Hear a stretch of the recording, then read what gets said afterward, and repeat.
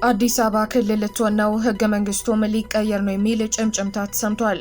ገዢው ብልጽግና ፓርቲ በአዳማ ባደረገው ስብሰባ ስርዓቱን ከፓርላሜንታዊ ወደ ፕሬዝዳንታዊ ለመቀየር መወሰኑን የሚገልጹ እጅግ ማርሽ ቀያሪ መረጃዎች ዝርዝራቸውን ይዘናል፣ እንመለከታለን።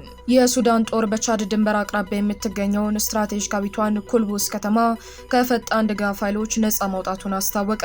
ይህ ባለፈው ዓመት ኤልፋሽር ከወደቀች ወዲህ የተመዘገበው ትልቁ ወታደራዊ ስኬት ምን አድምታ አለው? ዝርዝሩን ይዘናል። በማደያዎች አሳሳቢ ደረጃ ላይ የደረሰው የነዳጅ ቅሸባና ማጭበርበር፣ አንዳንድ የማደያ ባለቤቶች ከባለሙያዎች ጋር በመመሳጠር የመለኪያ ማሽኖችን በመጠምዘዝ መኪናው ከሚይዘው በላይ እንደተቀዳ አድርገው የሚያሳዩበትን አስደንጋጭ ሌብነት እናጋልጣለን። አሜሪካና ኢራን በዶሃ ያደረጉትን ውይይት አዎንታዊ መሻሻል ማሳየቱን ተከትሎ የዓለም የነዳጅ ዋጋ ላለፉት 3 ቀናት ዝቅተኛ ደረጃ ላይ መድረሱን የሮይተርስን ዘገባ ዋቢ አድርገን እንመለከታለን። ሰላም የዜናችን ተከታታዮች እንደምን ቆያችሁን? ለዕለቱ የተመራረጡ አንኳር መረጃዎችን ይዘን ቀርበናል። አብራችሁን ቆዩ።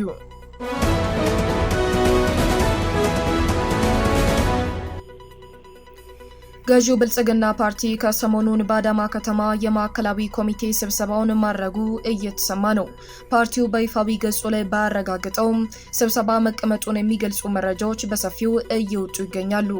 አንዳንድ ያልተረጋገጡ መረጃዎች እንዳመላከቱት ከሆነም ብልጽግና በዚሁ ስብሰባው ህገ መንግስቱን ለመቀየር አዲስ አበባና ድሬዳዋ ከተማ አስተዳደርን ክልል ለማድረግ የመሬት ፖሊሲን ለመለወጥ እንዲሁም አጠቃላይ የመንግስት ስርዓቱ ከፓርላሜንታዊ ወደ ፕሬዝዳንታዊ እንዲሆን መወሰኑ እየተሰማ ነው።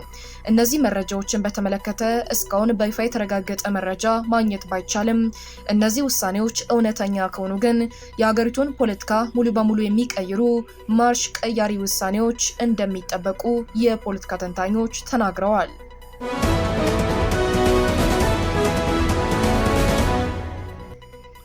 የሱዳን ጦር በቻድ ድንበር አቅራቢያ የምትገኘውን ስትራቴጂካዊቷን ኩልቡስ ከተማ መልሶ መቆጣጠሩን አስታወቀ። ይህም ባለፈው ዓመት ኤልፋሽር ከተማ በፈጣን ድጋፍ ኃይሎች ወይንም RSF እጅ ከወደቀች ወዲህ በምዕራብ ዳርፉር የተዘመገበ ትልቅ ወታደራዊ ስኬት ተደርጎ ተወስዷል። ከሚያዝያ 2015 ዓ.ም ጀምሮ ከመደበኛው የአገሪቱ ጦር ጋር በግጭት ውስጥ የሚገኘው የፈጣን ድጋፍ ኃይል ኤልፋሽርን ከተቆጣጠረ በኋላ አብዛኛውን የዳርፉር ክልል በእጁ ማስገባቱ ይታወሳል።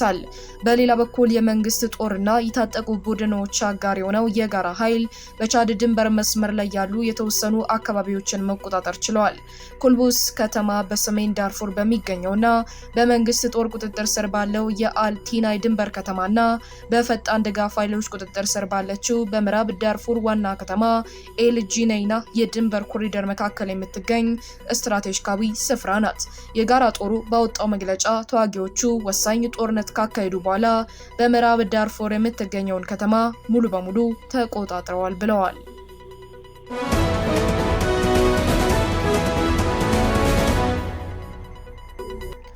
በኢትዮጵያ በተለያዩ አካባቢዎች የሚገኙ የነዳጅ ማደያዎች ላይ የሚፈጸመው የሊትር ቅሸባና የማሽን ጥምዘዛ ስርቆት እጅግ አሳሳቢ ደረጃ ላይ መድረሱ ተነገረ። ስርቆቱ የማሽኖችን የሚዛን ወይንም የካሊብሬሽን ስሌት በማዛባት የሚፈጸም ሲሆን ለምሳሌ ያህል 100 ሊትር በሚይዝ ተሽከርካሪ ላይ 130 ሊትር እንደተቀዳ በማሳየት ከፍተኛ ማጭበርበር እየተካሄደ መሆኑ ተመላክቷል። ጉዳዩ በአሽከርካሪዎችና በባለቤቶች መካከል አለመተማመንን እየፈጠረ ከመሆኑ በላይ ድርጊቱ የሚፈጸመው አንዳንድ የማደያ ባለቤቶች ከንግድና ከትራንስፖርት ሚዛን ሰሪ ባለሙያዎች ጋር በመመሳጠር መሆኑ ተጠቁሟል። ይህ የሌብነት ተግባር በአፋር ክልልና በአዲስ አበባ ማደያዎች ላይ በሰፊው እየታየ በመሆኑ መንግስት አስቸኳይና ጥብቅ ቁጥጥር ካላደረገ ችግሩ ከቁጥጥር ውጪ ሊሆን እንደሚችል ተሰምቷል።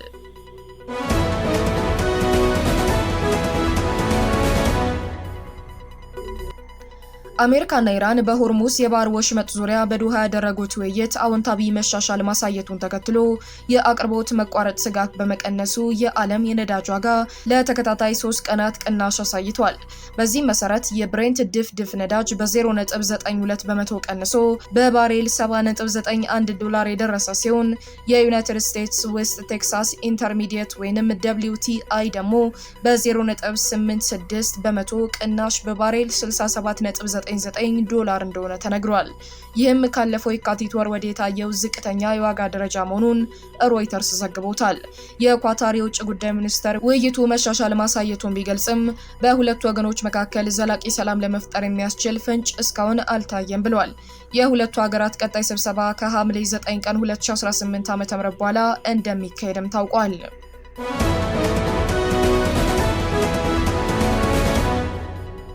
ለሰዓቱ የመረጥናቸውን ዜናዎች ወደ እናንተ ደርሰን አብራችሁን ስለነበራችሁ እናመሰግናለን። በሌሎች የዜና ጉዳዮች እስከምንገናኝ ድረስ ሰላምና ጤና ለሀገራችን። መልካም ጊዜ።